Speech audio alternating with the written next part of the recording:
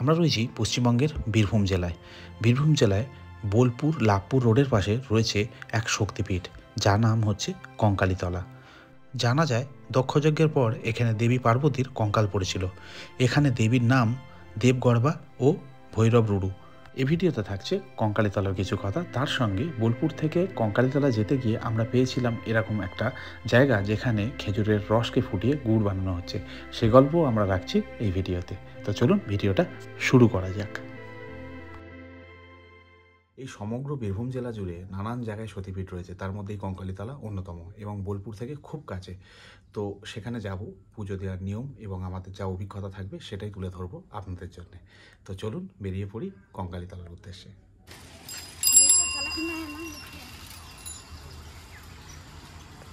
সকালবেলা কিন্তু এখানে বেশ ঠান্ডা রয়েছে, এখন নভেম্বরের মিডিল, বেশ ঠান্ডা আর ভালো লাগছে বেশ। সেই জায়গাটা সুন্দর লাগছে, একদম একটা গ্রাম্য পরিবেশে, মানে সেই ফিলটা রয়েছে গাছপালার জন্যে। তো আমাদের যাত্রা শুরু হয় আমাদের হোটেল থেকে। সকাল সকাল আমরা বেরিয়ে পড়ি কঙ্কালীতলার উদ্দেশ্যে। বোলপুর থেকে কঙ্কালীতলার ডিস্টেন্স হচ্ছে 5.5 কিলোমিটার। এবার সময় লাগবে আপনার কম বেশি 20 থেকে 25 মিনিট। এবার আর একটা কথা আপনাদের বলে দিই, যদি আপনারা বোলপুর ঘুরতে এসেছেন এবার যেতে চান কঙ্কালীতলায়, তাহলে আপনি একটা টোটো বুক করে নেবেন। মোটামুটি 300 থেকে 350 টাকার মধ্যে তারা এই ট্যুরটা করিয়ে দেবে। তো এখন সময় হচ্ছে 7:20, আমরা বেরিয়ে পড়েছি কঙ্কালীতলার উদ্দেশ্যে। 5.5 কিলোমিটারের রাস্তা রয়েছে বোলপুর থেকে। আমরা যেহেতু গাড়িতেই যাচ্ছি, আপনারা চাইলে টোটো বুক করতে পারেন। তো রাস্তায় যেতে যেতে দেখতে পাচ্ছি আমরা এখানে খেজুরের গুড় মানে ফোটানো হচ্ছে। তো একটু আমরা ভাবনা চিন্তা করছি, এখনো তো শীত আসেনি, এখানে কি পাওয়া যায়, মানে পাওয়া যাচ্ছে, আসার সময় দেখবো। আর সামনেও রয়েছে আচ্ছা খেজুর গাছের দিয়ে তো তাল গাছ, এই তো খেজুর গাছ কাটা হয়ে গেছে। আচ্ছা একটু দাঁড়ানো যাবে? তো আমরা কঙ্কালীতলায় যেতে যেতে রাস্তার এমন একটা জায়গায় দাঁড়ালাম যেখানে খেজুর রস ফুটিয়ে গুড় তৈরি করছে। তো দেখা যাক কিভাবে এটা বিক্রি করে বা কি হয়, দেখি। চল,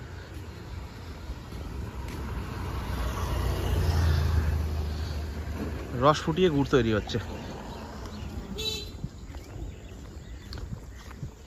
এটা গুড় হচ্ছে নাকি? আচ্ছা, আপনারা এখান থেকে বিক্রি করেন তো? বাহ,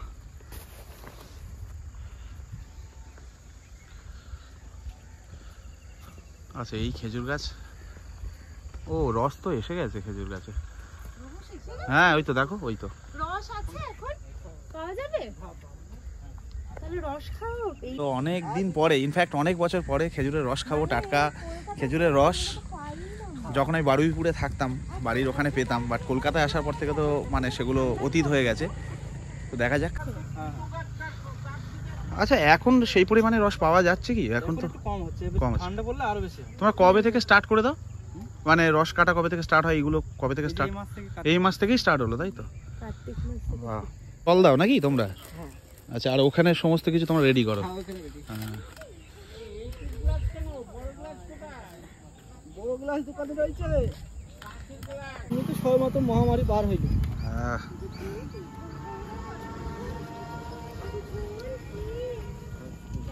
বুঝলে, কার্তিক মাস থেকে শুরু হয়, মাঘ মাস অবধি চলে। 180 টাকা কেজি। আচ্ছা তবে নিয়ে যাবো। আর পাটালি গুড় পাওয়া যাবে? একটু দেরি হয় না? দেরি হবে তো ওটা বানাবো।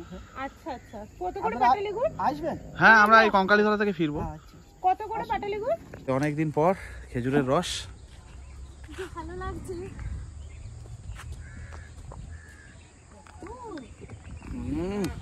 সেরা সেরা। এই আমাকে আর একটু দিয়ে দাও না গ্লাস। আমাকেও আর একটু দিয়ে দিন। অসাধারণ খেতে, অসাধারণ। আচ্ছা, এটা যখন আপনারা আরো পরে তুলবেন তখন কি আরো বেশি মিষ্টি, মানে কি ডিফারেন্সটা কি? মানে কোয়ান্টিটি বেড়ে যায় খালি? এটা প্রথম রস তাই তো? হ্যাঁ, হ্যাঁ, এখন একটু পরিমাণে কম হয়। নষ্ট হয়ে যাবে খাওয়ার দিকে। আচ্ছা, নলেন গুড় বললে 180 টাকা তাই তো? আর পাটালি গুড় হচ্ছে 200 টাকা তাই তো? এটা কি নলেন গুড় তাই তো? হ্যাঁ। তো এখন নলেন গুড় টেস্ট করছি, দিল টেস্ট করার জন্য। 180 টাকা করে কেজি বলছে, দেখি।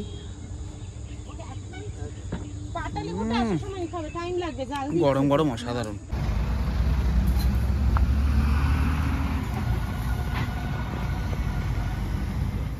দিয়ে কি পাটালি হচ্ছে? আচ্ছা, পাটালি হবে। এটা পাটালি গুড় রেডি হচ্ছে।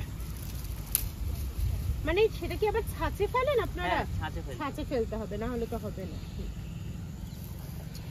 আচ্ছা, পাটালি গুড় করার প্রসেসটা কি? জাস্ট রসটা আপনারা ঢেলে ঢেলে জাল দিচ্ছেন কি? হ্যাঁ, লিকুইডটা যেটা হচ্ছে নলেনটা, হ্যাঁ। ওটার থেকে এটাকে বেশি জাল দিই। নলেনটা কি করে করছেন? নলেনটা কম জাল দিতে হয়। আর আচ্ছা। এইটা মানে ওই রসটাকেই জাল দিয়ে দিই। দিয়ে এ দেখো দুটো ক্যাটাগরি রয়েছে, নলেন গুড়টা একটু হালকা আর এটা একটু মোটা করে, এই হচ্ছে ব্যাপার।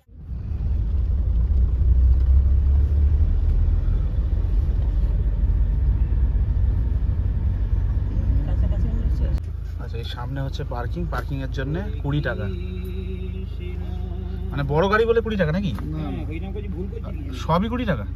ভালো কাজ করছেন। না, সব 20 টাকা হতে পারে না, গাড়ি বেশি। সবই 20 টাকা। সবই 20 টাকা? হ্যাঁ। আচ্ছা। ওই এখানে ভোগও হয়। এবার বাস মাস আসলে তখন বেশি নেবে। হ্যাঁ, এই তো গাড়ি রয়েছে। এই হচ্ছে কঙ্কালীতলার পার্কিং। এখানে সামনে একটা মন্দির রয়েছে, আর এখানে চায়ের দোকান রয়েছে, আরও সমস্ত স্টল রয়েছে। পার্কিং থেকে বেরিয়ে সামনে রয়েছে বেশ কিছু স্টল, লাইন বাই লাইন। মোমবাতি, মায়ের চেলি বস্ত্র সবকিছু নিলে 151 টাকার মধ্যে হয়। আচ্ছা আচ্ছা, সবকিছু থাকে, নারকল টাকল, 5 ফল, মিষ্টি, ধূপকাঠি, মোমবাতি। আচ্ছা, এটা 151 টাকা ডালি। 151 টাকার মধ্যে এটা। আচ্ছা, এর মধ্যে কি মালা থাকবে নাকি? না, মালা? মালাটা দাদা আলাদা। মালা যেমন এটা এখন 108টা ফুল আছে 70 টাকা। আচ্ছা 108টা একদম পুরো। আচ্ছা, আর এর থেকে কমে কি আছে? 151 টাকার ইয়েতে 100 টাকা। 100 টাকা। আচ্ছা। 100 টাকারই একটা দিয়ে দাও আমাদের। এর মধ্যে এই নারকল টাকল 5টা ফলটা আর এই চেরিটা কিন্তু মানে অতটা। ঠিক আছে, দাও। আচ্ছা, আমরা এই জয় মা গৌরী পূজা ভান্ডার, এখান থেকে আমরা ডালা নিচ্ছি। অনলাইনও পেমেন্ট করা যায়, তাই তো? অনলাইন করা যাবে। বাহ, ঠিক আছে। আর বাবারা ওখান থেকে নিচ্ছে, মানে আমরা মালা। মালা দরকার। হ্যাঁ, একটা মালা দিয়ে দিন, মালা দিয়ে দিন একটা। সপ্তাহে মানে প্রথম। হ্যাঁ হ্যাঁ, না না না, মালা দিয়ে দিন। তাহলে আমাদের দাম টোটাল 170 টাকা মালা নিয়ে, 100 টাকার একটা ডালি, 70 টাকা মালা, 151 টাকাও বলছিল, সেটা নিয়ে নিই। তো চলুন ভিতরে প্রবেশ করেছি, আমাদের প্রথম। কথিত আছে যক্ষযজ্ঞের পর এখানে নাকি দেবী পার্বতীর কঙ্কাল পড়েছিল, এবং এই কঙ্কালীতলা মন্দিরের পাশে একটি কুণ্ড আছে, এতে কিছু পাথর আছে। অনেকে এগুলোকে দেবীর দেহ অংশ বলে বর্ণনা করেন। 12 বছর পর পর এই পাথরগুলোকে তোলা হয়, পুজো শেষ হলে তা আগের জায়গায় রেখে দেওয়া হয়। শ্মশানের পাশে গুপ্ততন্ত্র এবং সাধনা হয়। এখানে কালী পূজা বেশ জাঁকজমকপূর্ণভাবে পালন করা হয় প্রতি বছর। শুধুমাত্র কালী পূজা বা অমাবস্যার পূজার জন্য না, বছরের যে কোনো সময় এই মন্দিরে ভক্তদের ঢল লেগে থাকে মায়ের আশীর্বাদ এবং কৃপা পাওয়ার জন্য। দেওয়া হয়ে গেল, বেশি সময় লাগেনি। সকালবেলা ফাঁকাই ছিল, নাম গোত্র নিয়ে সুন্দরভাবে পুজো হয়েছে। সতীপীঠে এসে দারুণ লাগলো। প্রথমবার এলাম আমরা প্রথমবার, আমি বোলপুরে এসেছি, তারাপীঠে এসেছি, কিন্তু কঙ্কালীতলা কখনো হয়নি। আর বিশেষ করে এইসব জায়গা মা যতক্ষণ না ডাকে তো আসা যায় না। তো এবারে সেটা সম্পন্ন হলো, ছেলেকে নিয়ে এলাম, ভালোই লাগলো। এই মন্দিরকে অন্যান্য শক্তিপীঠ থেকে যে জিনিসটা আলাদা করে সেটা হচ্ছে এই মন্দিরে কিন্তু মায়ের কোনো মূর্তি বা প্রতিমা নেই। এখানে মায়ের ছবিতেই পুজো করা হয়। আর এই মন্দির চত্বরে ঘুরতে ঘুরতে আমরা এক গুরুদেবের সাথে কথা বলি। বেশ কিছু তথ্য, কিছু অজানা তথ্য যেটা সামনাসামনি জানতে পারলাম, সেটাই এই ভিডিওর মাধ্যমে আপনাদের সামনে উপস্থাপনা করলাম মাত্র। চলুন ওনার কিছু কথা শুনে নেওয়া যাক। মাকে দর্শন করেছি। 20 ফুট নিচে আছে? হ্যাঁ, 20 ফুট নিচে আছে। আচ্ছা। আর এই জলাশয় সারাক্ষণই জল থাকে? জলটা হচ্ছে গঙ্গা থেকে নিয়ে এসে জল ভরা হয়েছে। আচ্ছা আর এইটা গঙ্গার ঘাট। ওই যে ওখানে গঙ্গার ঘাট। আচ্ছা, ওখানে গঙ্গার ঘাট। হ্যাঁ, গঙ্গার ঘাট জানেন? গিয়েছিলেন? না, আমি গঙ্গার ঘাট এখনো যাইনি, যাবো। যাবো, হ্যাঁ, ওই জন্য আপনার থেকে জিজ্ঞেস করলাম। ঠিক আছে। সন্ধ্যে 6টা থেকে 7টা পর্যন্ত গঙ্গা পূজা হয়। আচ্ছা। ওই যে ওই ঘাটের পূর্ব ধারে। আচ্ছা আচ্ছা আচ্ছা, ওই জায়গাটা। এই মায়ের মন্দিরে এই গুরুদেবের সাথে দেখা হলো, বেশ অনেক কিছু জানতে পারলাম। আপনার ছেলে তো হ্যাঁ, ভাগ্য ভালো আছে। ভাগ্য ভালো, যেন আমাদেরও ভাগ্য ভালো আছে। যেন ভালো থাকে, মানুষের মতো মানুষ হয়, মানুষকে সেবা শুশ্রূষা করে। আর আমি তো বাবা হাত দেখি না। না না, ঠিক আছে, আপনি এই আশীর্বাদ করলেন, এটাই অনেক। তাহলে আশীর্বাদ করে যেন ভালো থাকে। হ্যাঁ, আশীর্বাদ করছি। মা কঙ্কালী ভালো থাকো বা। জয় মা কঙ্কাল। আসি। হ্যাঁ হ্যাঁ বাবা, ভালো থাকবে তুমিও। হ্যাঁ আমি তো এই বেলতলায় থাকবো, আবার যখন আসবে হ্যাঁ আবার আসলে আবার যদি থাকে তো দেখতে পাবেন না, আর যদি না যায় দেখা হবে, ওই বেলতলা ঠিক আছে। একদম দেখা হবে। উনি এখানেই থাকেন, মায়ের সেবা করেন। আচ্ছা, মায়ের মন্দিরের ডান পাশেই রয়েছে কুণ্ডটা, যেখানে মায়ের কাঞ্জি বেশ আছে 20 ফুট নিচে, যেটা গুরুদেবের থেকে জানলাম। তো চলুন সেই কুণ্ডটা একটু আপনাদের দেখাই।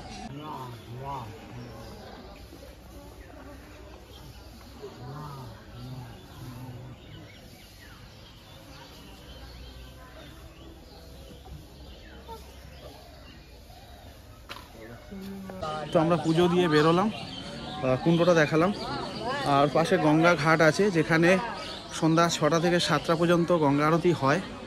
আর এই কুণ্ডের 20 ফুট নিচে মায়ের কাঞ্জি দেশ রয়েছে। তো অসামান্য একটা অভিজ্ঞতা, সেটাই আপনাদের দেখালাম, শেয়ার করলাম। গাড়ির কাছে এসে গেছি, তো এবারে যাব আমাদের হোটেলে। তার আগে সেখান থেকে নেবো, যেখানে দাঁড়িয়েছিলাম গুড়ের জন্যে। আগে বহুবার আমি বোলপুর শান্তিনিকেতন ঘুরে গেছি, কিন্তু কখনো মায়ের দর্শন করতে পারিনি, হয়তো মা ডাকেনি বলে। তাই আপনারা যদি বোলপুর শান্তিনিকেতন ঘুরতে আসছেন, অবশ্যই মায়ের দর্শন করে যাবেন, খুব ভালো লাগবে। এসে দাঁড়ালাম সেই গুড়ের সেই স্থানে, যেখান থেকে আমরা পাটালি গুড় এবং নলেন গুড় নেবো। তো দেখি, পাটালি গুড় তো তখন রেডি ছিল না, এখন দেখি কি হলো, রেডি হয়েছে। এই কঙ্কালীতলায় যাওয়ার অন্যতম সেরা প্রাপ্তি হচ্ছে নিজের চোখে এইভাবে খেজুর রসকে কীভাবে গুড় বানানো হয় সেটা দেখা। একটা টেম্পোরারি তারা ঘর বানায়, এই সিজনটুকু 3 মাসের জন্যে আসে এখানে, খেজুর গাছ থেকে তারা রস কাটে, তারপরে সেটাকে জাল দিয়ে দিয়ে গুড়ে পরিণত করে, তারপর এখানেই তারা বেচাকেনা করে, তারপরে ফের সিজনের শেষে চলে যায় নিজেদের গ্রামে। আমাদের গুড় কত হলো? 1.5 কেজি পাটালি গুড়। পাটালি গুড় 1.5 কেজি হলো, আর নলেন গুড় 500 নিচ্ছি। বাহ। ওই সাজের পিঠে করবে। আবারও যেমন দেখতে পাচ্ছেন, আমি রয়েছি আমাদের হোটেলের রুমে। এখন সময় হচ্ছে 9টা 46। কিছুক্ষণ আগে আমরা এসে পৌঁছেছি, সবাই একটু রেস্ট করছে। এখানে চেক আউট টাইম হচ্ছে 11টা, তারও আগে আমরা বেরিয়ে যাব। তো মোটামুটি এই ট্রিপটা আপনাদের সাথে শেয়ার করলাম। প্রথমে তারাপীঠ, তারপরে বোলপুরের অ্যাকচুয়ালি এখানে সোনাঝুরির হাট আর খোয়াইয়ের হাট আপনাদের দেখিয়েছি। শান্তিনিকেতন যায়নি। আপনাদের বলে দিই, শান্তিনিকেতন বিশ্বভারতী চত্বরে শুধুমাত্র আপনারা মিউজিয়ামটা যেতে পারবেন, বাকি ছাতিমতলা, অম্রকুঞ্জ এগুলো সব বন্ধ রয়েছে। তো আমরা যাওয়ার পথে যদি সময় হয় আমরা ওখান থেকে ঘুরে যাব, নইলে ডিরেক্ট বর্ধমান হয়ে কলকাতা। তো মোটামুটি এই এক্সপিরিয়েন্সটা আপনাদের সাথে তুলে ধরলাম। এবার একটু রেস্ট নিই, তারপর বেরোবো। এখন টাটা করছে, হ্যাঁ বল আবার আসবো। তো ওখানেও টাটা করছে, ওখানেও টাটা করছে।